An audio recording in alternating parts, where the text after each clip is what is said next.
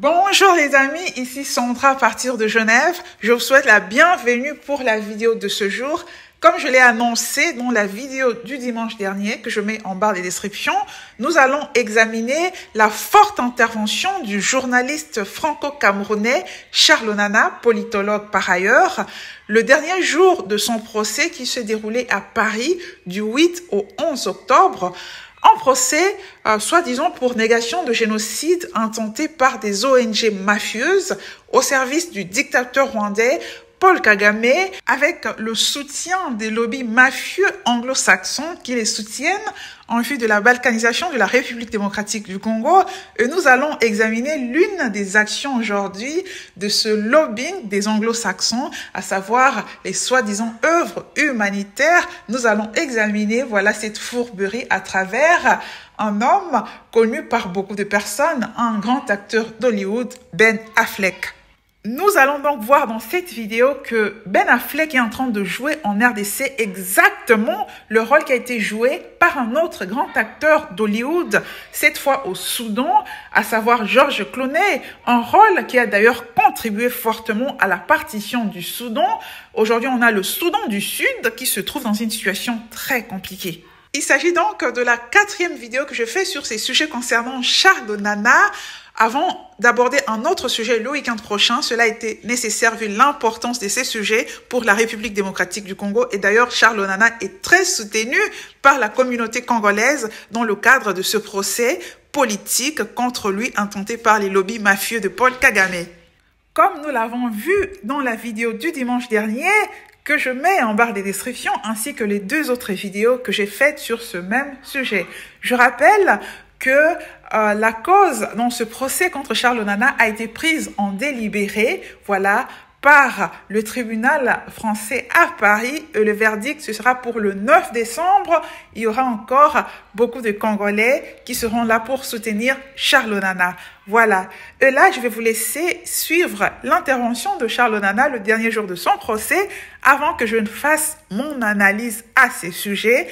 Sur base des différents éléments que j'ai évoqués au niveau de cette introduction, nous allons voir notamment le rôle qui a été attribué, voilà, à certains membres de la société civile au Kivu dans ce projet funeste des lobbies anglo-saxons. Voilà, vous l'avez compris, aujourd'hui je ne fais pas de publicité, ce n'est pas une vidéo sur l'entrepreneuriat, voilà.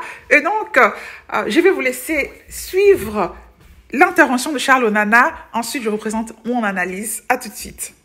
Monsieur Charles Onana, après tout ce moment, ce que vous avez vécu, les accusations, la défense et aussi votre argumentaire, quelles sont vos impressions? Écoutez, je pense que la première chose que je veux dire, c'est un énorme merci, quoi. Parce que je pense que les Congolais et beaucoup de Rwandais m'ont apporté un soutien important pendant toute cette période, qui n'était pas une période facile, parce que une grande partie des médias soumis au FPR, à Paul Kagame, m'a traité quasiment de négationniste avant même que je ne sois jugé. C'est-à-dire que la notion de la présomption d'innocence est complètement ignorée ici, parce que c'est la voix de Paul Kagame qui est importante. C'est-à-dire qu'en fait, on se retrouve en France dans une situation où c'est un dictateur africain qui est au pouvoir depuis 30 ans et qui a mis le Rwanda et la République démocratique du Congo en coupe réglée, qui vient faire la loi et qui impose aujourd'hui sa loi à la France. Donc, j'espère que la justice française ne se laissera pas impressionner par ce diktat. Je sais que Kagame avait demandé la tête du procureur Carla Del Ponte au tribunal pénal international. Il l'a eu. Il a demandé à obtenir la destruction de l'enquête du juge Bruguière. Il l'a eu. Et aujourd'hui, il demande la tête de Charles Onana. J'espère qu'il ne l'aura pas. Non, nous tous le sang des Congolais, il n'aura pas. Des menaces de mort. Qu'est-ce que vous dites? Parce que les Camerounais, les Congolais et les Français, tous ceux qui vous soutiennent sont inquiets sur votre sécurité. Qu'est-ce que vous en dites? Bon, je leur dirais de ne pas être inquiets parce que, évidemment, mon avocat a déposé plainte pour menace de mort parce que le 13 juillet dernier, M. Paul Kagame a dit que des gens comme moi doivent mourir. Nous prenons ces menaces au sérieux, mais vous n'avez pas à vous inquiéter pour moi parce que, en fait, M. Kagame a des millions de morts sur les bras. Il s'en moque éperdument. La seule chose que je veux dire au peuple congolais aujourd'hui, ne vous laissez pas impressionner par la communauté internationale. Ne vous laissez pas intimider par l'attitude et des médias qui soutiennent Paul Kagame et de l'attitude de Paul Kagame lui-même. Il va falloir aujourd'hui que les Congolais comprennent que si ils laissent Paul Kagame faire, ce pays disparaîtra. Et c'est son objectif. On ne le laissera pas. 30 ans. Et donc, l'objectif aujourd'hui, c'est au-delà de ma petite personne. J'ai entendu ici au tribunal que mon procès, le résultat de mon procès aura des conséquences judiciaires et politiques. Ça signifie donc que le procès qui est intenté contre moi est un procès politique. Donc, il est important que les Congolais reçoivent ce message que je donne aujourd'hui. C'est-à-dire que ce que j'ai révélé dans ce livre concernant l'organisation dès 1994 de l'invasion du Congo pour le pillage de ses ressources minières, c'est exactement cette politique qui est en marche et M. Charles Onana est venu perturber cette situation et il faut le tuer. Et donc, ils veulent me tuer judiciairement et me tuer physiquement. Donc, c'est à cela que j'attire l'attention des Congolais et des hautes autorités congolaises, notamment le président de la République de la RDC. Il faut qu'ils sachent qu'ils ont utilisé la même méthode pour éliminer le président Habyarimana. Ils ont pris le temps, ils ont passé le temps à dire qu'il faut négocier, il faut discuter, mais si les autorités congolaises et tous les conseillers du Congo ne prennent pas conscience qu'il n'y a pas que le Congo qui est en danger, mais que même les institutions de ce pays sont en danger. Donc je tenais à faire passer ce message-là, parce que quand on dit que le résultat de mon procès aura des conséquences politiques, il faut qu'on comprenne de quoi il s'agit. Voilà donc les amis, c'était là pour l'intervention de Charles Onana. Nous allons passer maintenant à l'analyse de cette intervention. Nous sommes là, voilà, dans une situation ubuesque, comme je le soulignais dans la vidéo du dimanche dernier, où ceux qui sont en train de commettre un actuel génocide en RDC, voilà, sont libres, marchent sur des tapis rouges, des soi-disant nations civilisées, démocratiques, et ce sont ceux-là qui poursuivent les personnes qui dénoncent leurs crimes en République démocratique du Congo, qui sont poursuivis soi-disant pour négation des génocides, pour des faits qui se sont déroulés il y a 30 ans, comme quoi ce serait pire de soi-disant nier ce qui s'est déroulé il y a 30 ans, mais c'est autorisé de massacrer actuellement. Cela, les mensonges, voilà, de ce monde dans lequel nous vivons, l'illusion dans laquelle il ne faut plus se bercer. Et pour cela, il faut ce genre de vidéos pour parler de la vérité. Voilà, donc cela dit, on peut diviser le discours, l'intervention de Charles Onana en 3 parties importantes, voilà. Premièrement, il a parlé du fait qu'il s'agit d'un procès politique. Ensuite, deuxièmement, il fait appel à la conscience des Congolais et spécialement des autorités par rapport à ces distractions qui constituent des soi-disant négociations, voilà. Enfin, troisièmement, il parle de la question de la balkanisation. En fait, il explique que ces soi-disant négociations sont une distraction en vue, voilà, d'occulter les buts réels poursuivis que la balkanisation de la République démocratique du Congo. Alors, je vais aborder brièvement les 2 premiers points, car le point qui va me concerner surtout, ce sera cette question de la balkanisation de la République démocratique du Congo en lien, voilà, avec les différents lobbies mafieux anglo-saxons en RDC, dont Monsieur Ben Affleck. Voilà. Concernant le caractère politique de ce procès, j'en ai parlé spécialement dans cette vidéo-là, que vous avez devant vos yeux et dans les 2 vidéos d'ailleurs, voilà, concernant ce même sujet par rapport à Charles Onana. J'expliquais dans cette vidéo la succession des différents événements qui démontrent le caractère politique de ce procès. Au mois de juillet, le président rwandais avait carrément menacé Charles Onana. Voilà, il a menacé de mort, il a carrément cité son nom en le traitant, voilà, de soi-disant négationniste. Ensuite, le mois suivant, soit en août, l'un des grands lobbyistes, voilà, américains en RDC pour brouiller l'histoire, les causes du conflit, à savoir Monsieur Jason Stern, fondateur de l'ONG, Centre de recherche Congo Research Group, voilà, expert autoproclamé, comme je le disais dans la vidéo, dans cette vidéo-là, expert autoproclamé d'une région qui n'est pas la sienne, région des Grands Lacs, RDC, Rwanda, voilà. Il va sortir un article incendiaire contre Charles Onana, qui n'a jamais apprécié d'ailleurs.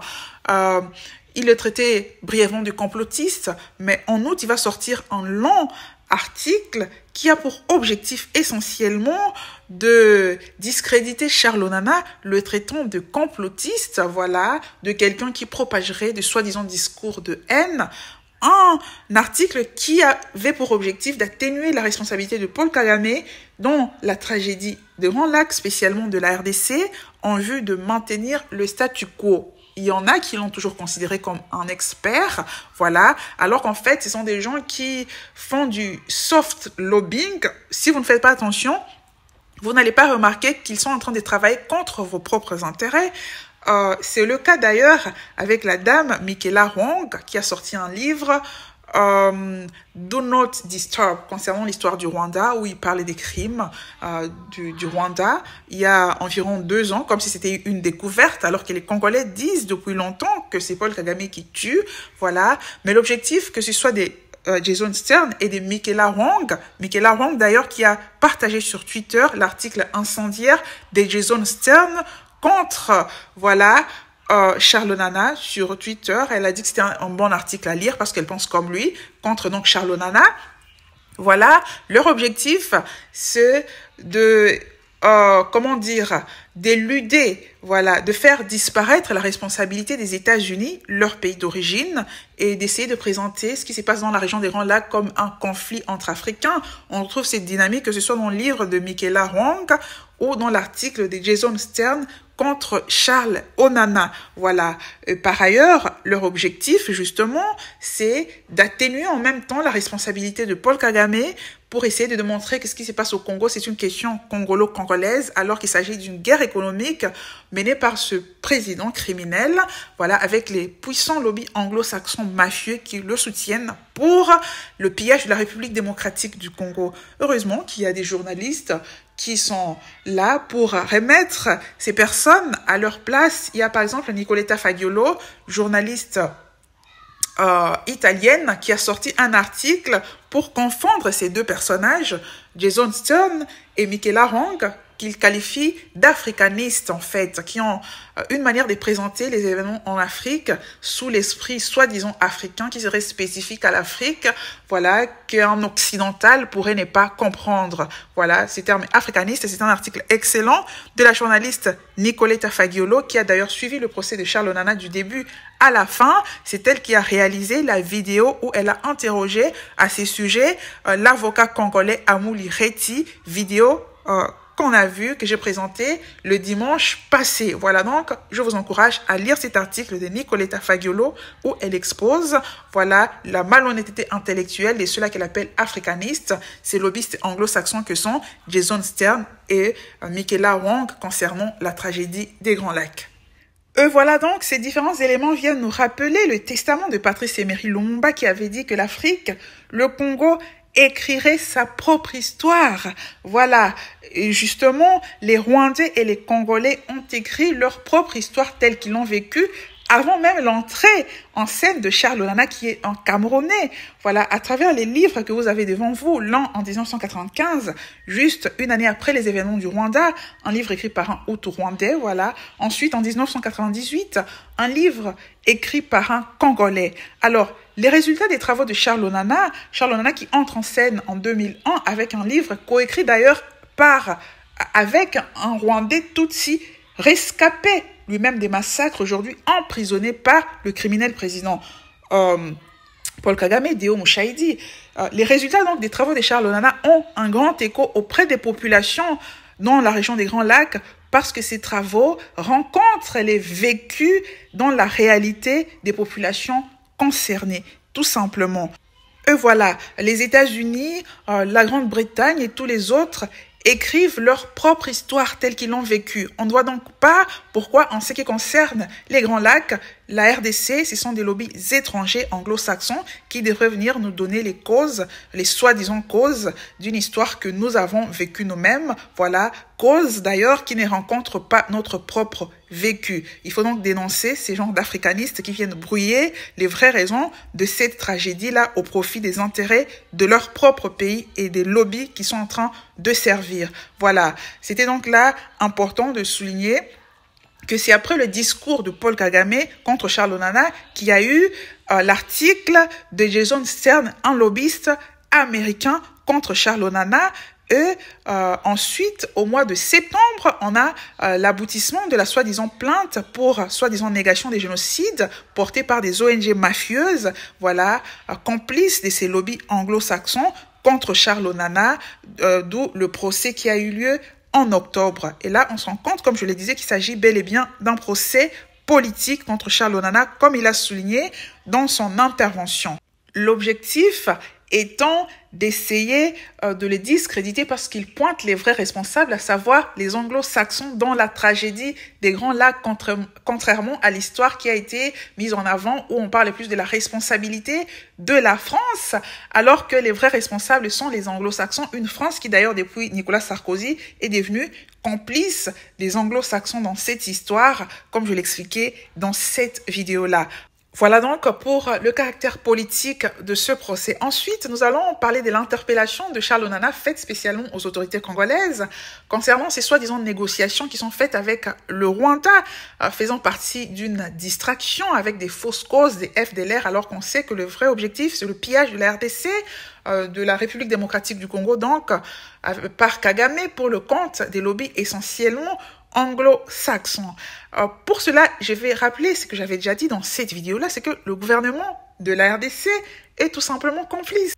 Il s'agit d'une vidéo très claire, voilà, que je vous invite vraiment à regarder si vous ne l'avez pas encore fait. C'est une vidéo qui a plu à beaucoup de monde, sauf à la minorité de fanatiques du régime en place, à qui cela n'a pas plu. Mais ici, on ne fait rien avec ça. Ici, nous sommes fanatiques de personne. Nous disons ce qu'il y a à dire de manière claire, surtout par rapport aux questions aussi importantes concernant la République démocratique du Congo. Voilà, la complicité de Tshisekedi avec son gouvernement se voit notamment dans les refus de conclure un accord de partenariat militaire effectif avec la Russie dans un monde devenu multipolaire, préférant rester accroché aux fossoyeurs de la RDC, essentiellement au lobby anglo-saxon, voilà, contre la volonté du peuple, comme j'ai eu à l'expliquer dans cette vidéo-là. Il y a quelque temps, on nous parle d'un accord de coopération militaire conclu entre la RDC et la Chine, alors que nous savons tous, c'est la Russie et non la Chine qui, à ce jour, a fait ses preuves dans le soutien militaire des différents pays en difficulté, voilà, créé par les pays occidentaux, que ce soit dans le cas de la Syrie ou actuellement concernant les pays de l'AES, c'est la Russie qui a fait ses preuves. Pourquoi donc laisser la Russie qui avait pourtant tendu sa main à la RDC pour aller conclure un accord de coopération militaire avec la Chine? D'autant plus qu'il faut le dire, les compagnies chinoises sont aussi impliquées dans le pillage de la RDC. Et donc l'allié le plus légitime ici apparaît être la Russie. En ne concluant pas cet accord, cela démontre que le gouvernement de la RDC ne veut pas apporter des solutions définitives à ce qui se passe au pays, d'autant plus qu'il continue à aller dans des soi-disant négociations avec l'agresseur qu'est le Rwanda. Voilà, c'est pour dire que ceux qui veulent vraiment apporter une solution à la situation en RDC, la société civile ne doit pas compter sur le gouvernement de Félix Tshisekedi, sur les politiciens de manière générale qui sont pro-Occident, comme j'ai eu à l'expliquer dans différentes vidéos.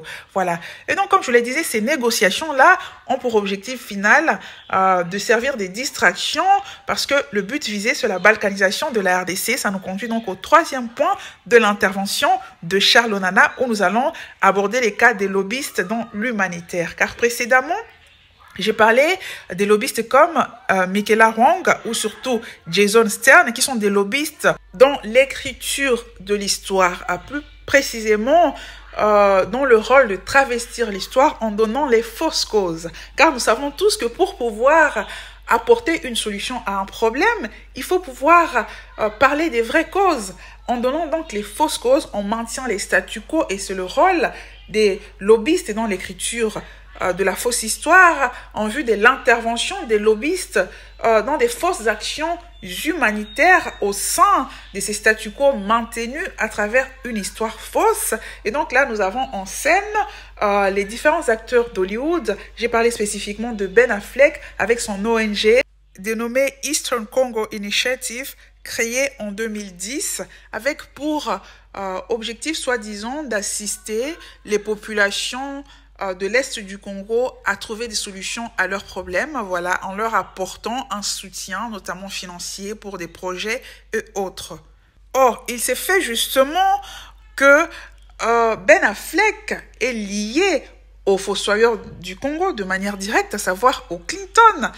La tragédie des Grands Lacs est arrivée précisément sous la présidence aux États-Unis du démocrate Bill Clinton en 1994, déjà au Rwanda, ensuite en RDC. En 1996, a rappelé que M. Jean-Raymond Boulet, qui avait financé la guerre en RDC sous couvert du groupe rebelle Fantoche Afdel, conduit par Laurent Désiré Kabila, qui n'avait pas de pouvoir de décision. Voilà, c'était en fait, il servait des couvertures à l'agression rwando-ougando-burundaise, soutenue par les Américains, à travers la société American Mineral Field de Jean-Raymond Boulet. Ce monsieur est en fait très proche du couple Clinton. Ils ont conçu ce projet ensemble avec différents lobbyistes anglo-saxons pour l'agression de la RDC, pour faire sauter Mobutu, un dictateur certes, mais l'objectif ce n'était pas bien sûr d'apporter la démocratie aux Congolais, mais de piller systématiquement ce pays, c'est que l'on voit jusqu'à ce jour. Or, il se fait que Ben Affleck, qui dit voilà apporter de l'assistance humanitaire aux populations de l'Est du Congo, étant proche, voilà, du couple Clinton. Ainsi, par exemple, sur cette photo-là, en 1998, alors que Clinton est président, vous les voyez ensemble dans un cadre vraiment intime. Voilà, en ce moment-là, Mobutu vient d'être renversé par la soi-disant rébellion de Laurent Désiré Kabila. En ce moment-là, ce sont des étrangers, rwando-ougando-burundais, qui font la loi à Kinshasa en RDC, car leur pion vient de prendre le pouvoir. Ils sont en train de faire la loi dans ce pays-là. Au moment où cette photo est prise, ils ont déjà commencé le pillage systématique du pays en fonction des différents accords conclus avec Laurent Désiré Kabila. Bien entendu, les plus grands bénéficiaires du pillage, notamment du coltan, ce sont les sociétés américaines, à commencer par l'American Mineral Field de Jean-Raymond Boulet, ami des Clinton, qui a financé la guerre. Tout cela va continuer jusqu'à ce que Laurent Désiré Kabila ne fasse volte-face face au caractère carrément scandaleux des différents accords conclus dont j'avais parlé dans cette vidéo-là. Il décide de faire volte-face et de chasser les différents étrangers rwando-ougando-burundais en 1999. Et là, nous avons la seconde agression maintenant contre Laurent Désiré Kabila par ses anciens alliés, ce qui va conduire à son assassinat en 2001. Voilà donc Monsieur Ben Affleck en 2016 encore, vous l'avez, voilà cette convention-là appelée Global Initiative Meeting en 2016 avec les Clinton, notamment Bill Clinton avec sa fille Chelsea Clinton. Ben Affleck est donc très proche des Clinton, fossoyeurs de la République démocratique du Congo.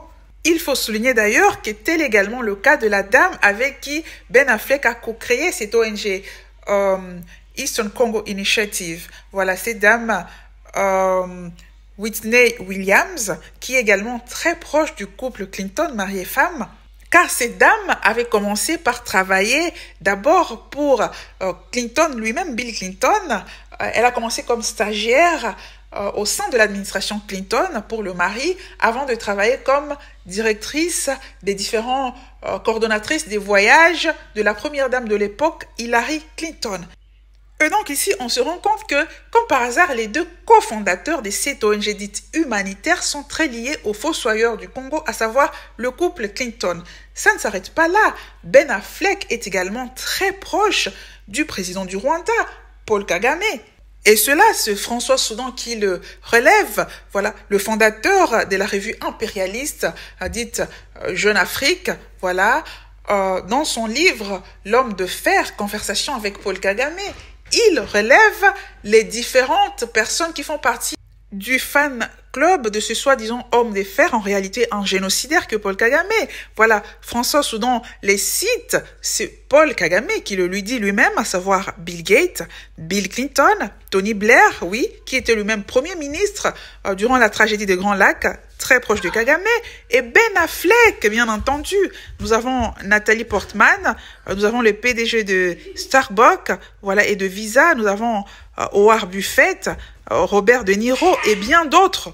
Et donc là, chers amis, on se rend compte qu'un monsieur comme Ben Affleck, qui est proche et même fan, voilà, des fossoyeurs de la République démocratique du Congo, que ce soit en Afrique ou en Occident, ne peut pas être en RDC pour faire de l'humanitaire. La question se pose donc de ses vraies intentions à travers cette soi-disant ONG humanitaire à l'est de la République démocratique du Congo. Et la réponse, c'est même Jeune Afrique, voilà, cette revue impérialiste, en fait, pro-Kagame, qui nous la donne dans cet article paru en septembre 2012, soit 2 ans après la création des sites ONG de Ben Affleck.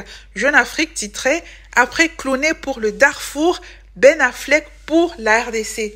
C'est clair. Bien entendu, Jeune Afrique ne parle pas du projet de balkanisation. Jeune Afrique prétend qu'il s'agit d'une œuvre humanitaire dans un cas comme dans l'autre. Mais comme ici, nous allons au fond des choses, nous creusons en profondeur, la question finalement que l'on se pose est de savoir à quoi a conduit la soi-disant œuvre humanitaire de Georges Clooney au Soudan, au Darfour, à la partition de ce pays, avec aujourd'hui un pays, le Soudan du Sud, voilà, qui ne s'en sort pas, pour qui on doit faire maintenant des campagnes pour aider dans le cadre de la famine qui se vit dans ce pays-là. Or, ici, on se rend compte que Ben Affleck, qui est lié aux fossoyeurs du Congo, à ceux qui veulent la balkanisation de ce pays, ne peut pas faire de l'humanitaire. Et vu qu'il a la même œuvre que Georges Clooney, la conclusion s'impose, c'est qu'il est là pour le projet de balkanisation de la République démocratique du Congo. Or, en RDC, comme je l'expliquais dans cette vidéo-là, voilà, le problème que ces lobbyistes rencontrent, c'est qu'une bonne partie des populations de l'Est ne veulent pas de cette balkanisation. J'avais eu à l'expliquer qu'une balkanisation ne s'est fait qu'avec le consentement des populations concernées. Ça a été le cas au Soudan, c'est fut le cas, voilà, dans les Balkans, dans l'ex-Yougoslavie. Et plus récemment, ça a été le cas, voilà, avec les populations de l'Est de l'Ukraine qui ont préféré, voilà, rejoindre la Russie. Or, en RDC, les populations, à la base, ne veulent pas entendre parler de cette balkanisation. Voilà le dilemme de ces lobbyistes. Comme je l'ai expliqué dans cette vidéo-là, et cela qu'entre en scène certains activistes et autres personnalités publiques de l'Est qui ont pour tâche de contribuer à créer une scission entre les populations de l'Ouest et de l'Est de la RDC. Il s'agit en fait de la minorité qui trouve son compte dans ces situations de conflit, voilà, soit parce que ce sont des populations rwandaises, voilà, estampillées congolaises, qui ont en fait leur cœur tourné vers le Rwanda, leur pays, pour lequel ils sont en train de travailler en vue de la balkanisation du Congo, voilà, soit que ce sont des personnes rwandaises ou pas rwandaises qui en fait tirent leur profit des minerais de sang à l'est du Congo, voilà. Soit encore, ce sont des personnes qui ont obtenu différents crédits bancaires auprès des banques rwandaises pour faire du business à l'est du Congo. Voilà, des banques généralement créées par des lobbyistes anglo-saxons, très souvent américains, voilà. Soit encore, ce sont des personnes qui travaillent pour des organisations qui œuvrent à l'est du Congo pour la balkanisation de la RDC, dont notamment des ONG. À ces sujets d'ailleurs, pour avoir collaboré avec différentes ONG, ici même en Occident, je sais que beaucoup d'ONG occidentales sont pro-Rwanda dans le cadre de cette situation et donc œuvrent pour la balkanisation de la République démocratique du Congo. Voilà. Ou soit encore, ce sont des gens simplement qui ont été propulsés d'une manière ou d'une autre par différents lobbyistes, voilà, anglo-saxons, spécialement américains. Et ici, nous allons parler du cas d'une personnalité publique que beaucoup de gens connaissent, voilà, un artiste musicien originaire de l'Est du Congo, spécialement de la province du Nord Kivu, la province la plus touchée par ce conflit. Voilà, il s'agit de Inos B, voilà, Inos B, qui collabore avec Ben Affleck dans le cadre de cette ONG Eastern Congo Initiative, voilà, il a été, vous l'avez vu au niveau de la vidéo que j'ai mise à l'introduction, il a été au concert privé organisé par Ben Affleck et Jennifer Lopez. Et donc ici, nous allons parler du modus operandi utilisé par ces lobbyistes anglo-saxons à travers, voilà, ces différentes personnalités publiques en RDC pour créer une scission entre les populations de l'Ouest et de l'Est. Voilà, vous vous souviendrez d'une vidéo qui avait fait polémique, hein, voilà, sur la toile en RDC il y a environ une année, d'Inos B qui avait considéré que les populations de Kinshasa traitaient toutes les populations de l'Est de Rwandais.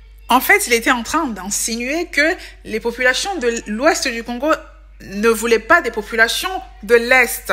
Voilà, il est allé plus loin en disant que lui n'épousait pas cette campagne de Rwanda is killing. Voilà, pour lui, cette campagne lancée par les Congolais contribuait en quelque sorte à la haine, voilà, entre populations de la région des Grands Lacs. Voilà, et que lui, s'il avait une opportunité, il irait tenir un concert au Rwanda. Voilà, alors même que des artistes musiciens comme Gims et Dadju, qui ne sont pas de l'Est, qui sont de la région de l'Équateur à l'ouest du Congo, ont exprimé qu'ils n'iraient jamais au Rwanda tant que les problèmes, voilà, entre ces deux nations ne seraient pas réglés de manière claire.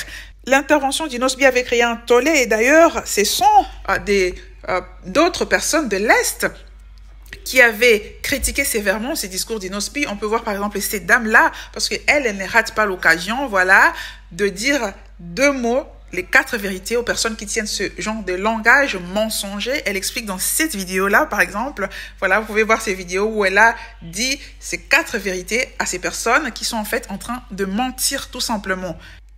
Il semble qu'Inos B était revenu sur ses propos en disant qu'il aurait été mal compris, mais en tout cas, ceux qui suivent l'histoire du Congo ont compris la dynamique qui se tramait là, parce que dans la vidéo du dimanche dernier, j'expliquais justement, voilà, j'ai dit ce qu'il y avait à dire à ces personnes qui ont voulu venir avec cette même manipulation dans le cadre de la mort tragique de cette jeune étudiante congolaise au Canada, Alexandra. Voilà, il y a eu différentes personnalités congolaises, dont des artistes et musiciens comme Fally Ipupa ou Koffi Olomide qui ont exprimé leurs condoléances à la famille. Et ces personnes, et surtout Koffi Olomide, ont été attaquées. Koffi Olomide a même fait une belle chanson en la mémoire d'Alexandra.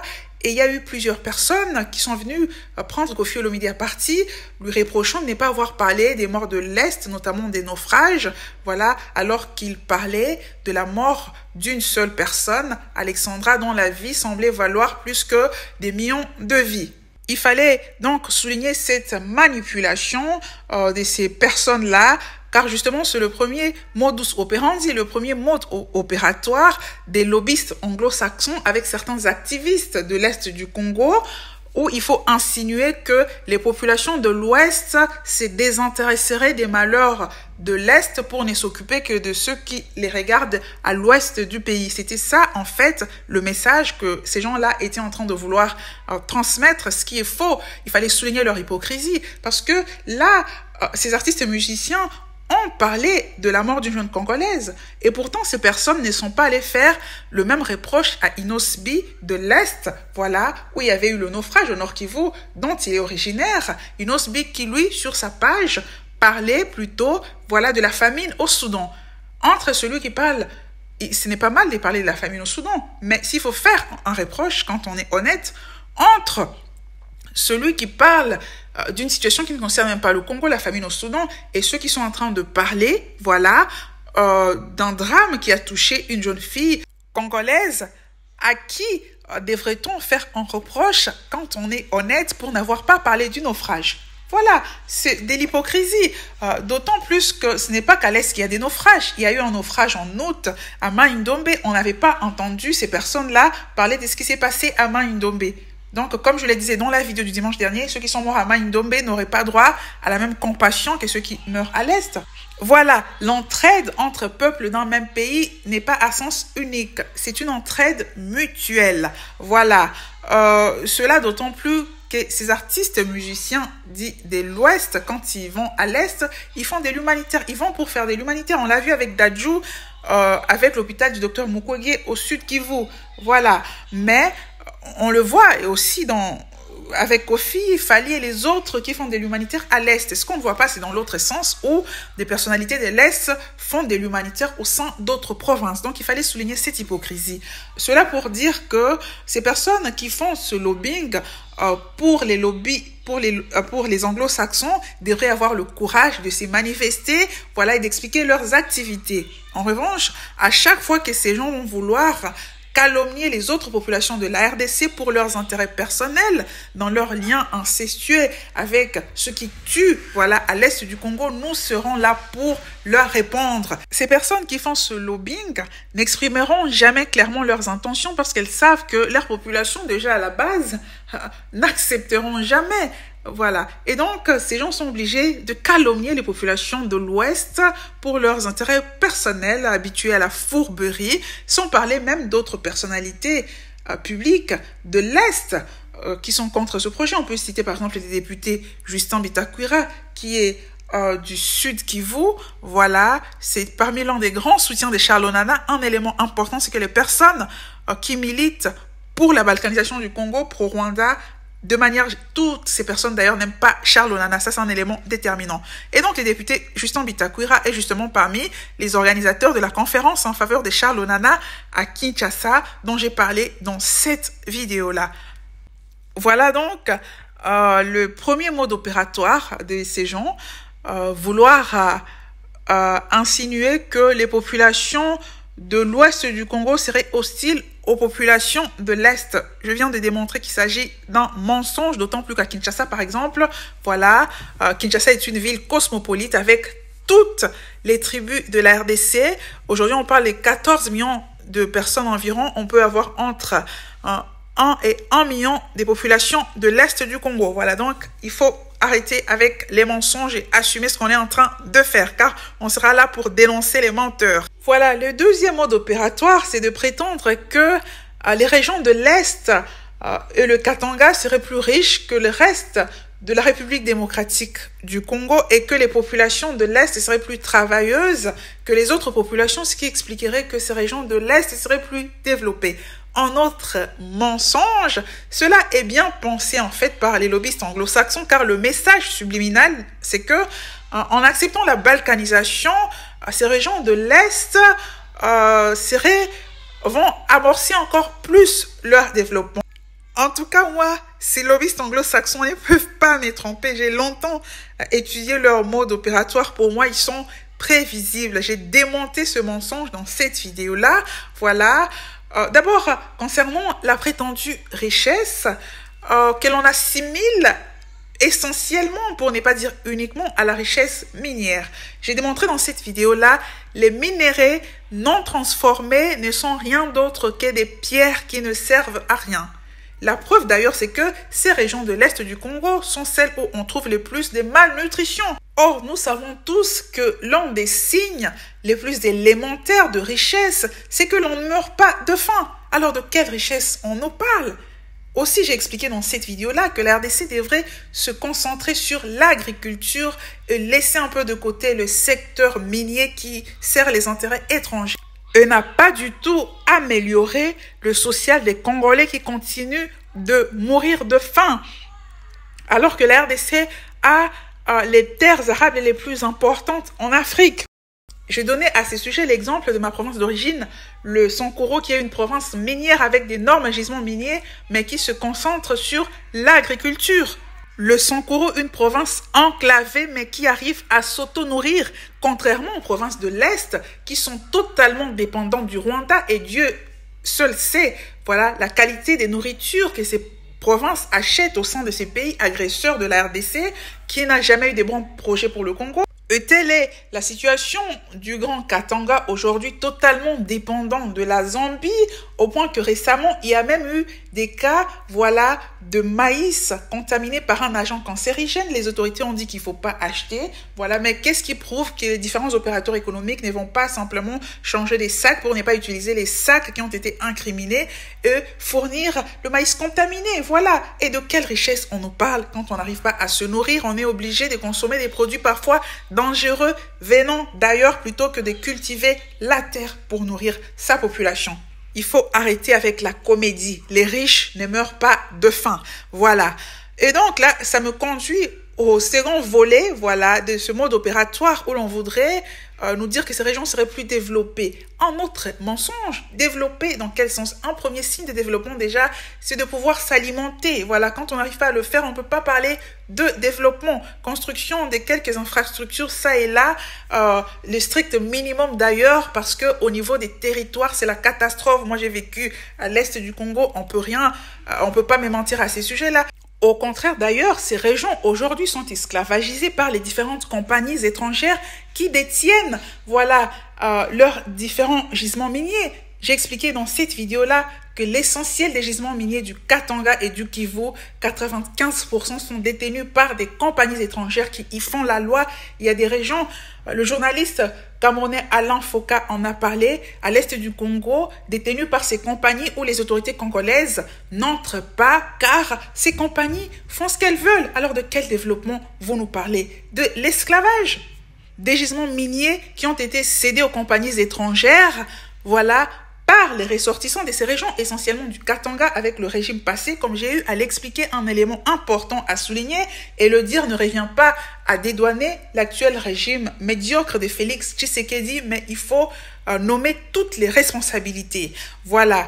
Et donc, je dirais plutôt que ce qui a été fait à l'Est et au Katanga est justement ce qu'il ne faut pas faire au sein d'autres provinces de la RDC pour garder son indépendance, sa liberté. Le développement est endogène en partant des besoins de la population dont l'alimentation est jamais exogène, en acceptant de l'argent des compagnies étrangères qui au final vont esclavagiser des régions entières.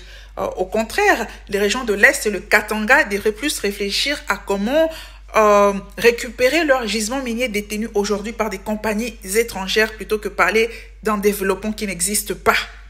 Au contraire, comme je l'ai fait justement sur cette chaîne qui parle généralement d'entrepreneuriat, le défi des Congolais aujourd'hui, c'est de récupérer les différents secteurs de leur économie, que ce soit la mode, la grande distribution, la communication, les secteurs miniers détenus par des compagnies étrangères.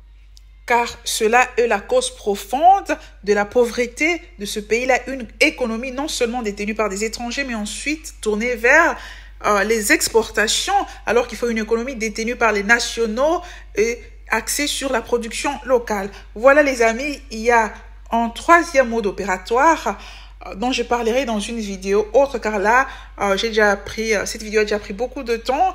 Je vous remercie de l'avoir suivi. C'est un sujet vraiment passionnant, très important. Il fallait en parler, voilà.